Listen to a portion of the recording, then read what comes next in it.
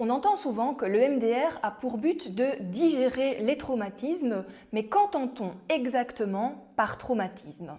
C'est ce qu'on va voir dans cette vidéo, c'est parti! Je m'appelle Ophélie Simon, je suis neuropsychologue et psychologue clinicienne.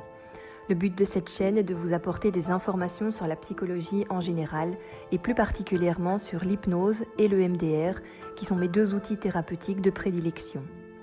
Si le concept vous plaît, n'oubliez pas de vous abonner à ma chaîne, ça fait toujours plaisir d'être soutenu.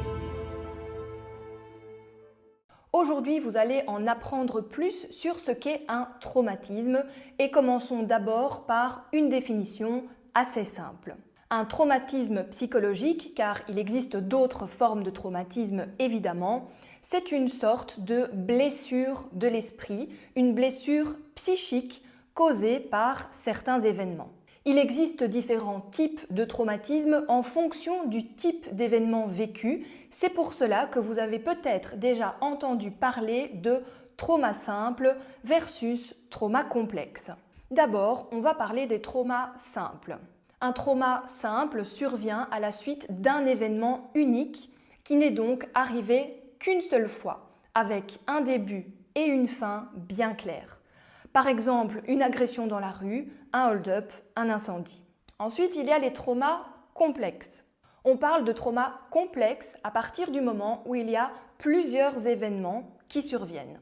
Par exemple, si on se fait agresser plusieurs fois à quelque temps d'intervalle ou si on est victime de hold-up à plusieurs reprises. Et dans ces exemples, on a toujours à peu près un début et une fin claire. Mais le terme de trauma complexe regroupe en fait beaucoup plus de choses car il reprend aussi les traumatismes à répétition, donc qui n'ont pas un début et une fin très clairs, des traumatismes à répétition qui ont pu avoir lieu depuis l'enfance.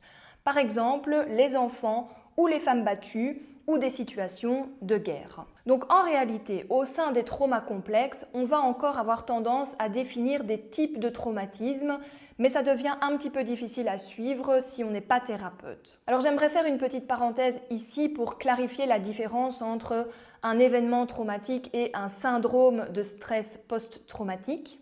Je vous expliquerai ça plus longuement dans une prochaine vidéo, mais sachez que ce n'est pas parce qu'on vit un ou plusieurs événements traumatiques que l'on va forcément développer un syndrome de stress post-traumatique qui a besoin d'être traité. Pour vous l'expliquer assez basiquement, notre cerveau et notre corps ont une capacité naturelle à digérer ce qu'on vit au quotidien. D'ailleurs, on le fait tous les jours. Mais parfois, c'est trop fort, trop brutal et notre système de traitement se bloque, si je peux dire.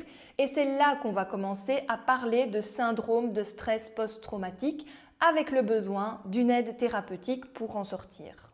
Donc ça veut dire qu'un trauma et un syndrome de stress post-traumatique ne se créent pas de la même façon chez tout le monde. Aussi, quelque chose de super important, c'est qu'on a souvent l'impression qu'un trauma vient d'une expérience grave. Mais moi, je vois souvent des personnes qui sont très affectées par ce que j'appelle des expériences de vie négatives.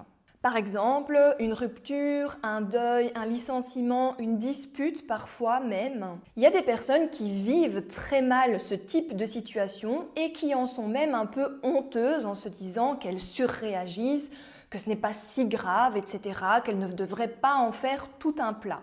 En fait, et c'est ce que je dis à mes patients dans ces cas-là, l'important, c'est l'impression que ça vous laisse. Si une expérience vous reste en travers de la gorge, peu importe que ça ait l'air d'une expérience pas si grave ou qui ne mérite pas une réaction aussi forte, si ça vous laisse une impression négative, ça vaut la peine d'en parler à un thérapeute et pourquoi pas d'utiliser le MDR pour la digérer. J'espère vous en avoir appris un peu plus. Si vous avez des questions, laissez-les en commentaire, je me ferai un plaisir d'y répondre.